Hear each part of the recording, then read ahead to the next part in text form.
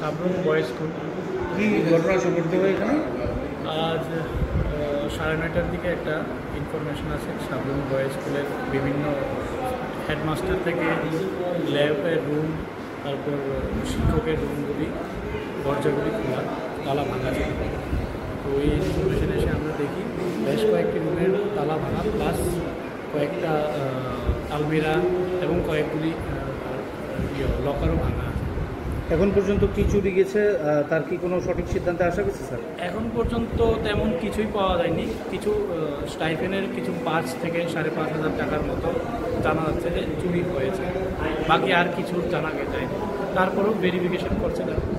স্কুলে তো অনেক ল্যাপটপ ছিল, এগুলো কি চুরি হয়েছে? হ্যাঁ, স্কুলের ল্যাপটপ থেকে শুরু করে বিভিন্ন অ্যাক্সেসরিজ ছিল, স্কুলের স্পোর্টসেরও অনেক কিছু ছিল, কিছুই চুরি হয়নি। কি মনে হয় স্যার প্রাথমিকভাবে? প্রাথমিকভাবে এখনও আমরা তদন্ত শুরু করব, এখন দেখা যাবে কী আছে।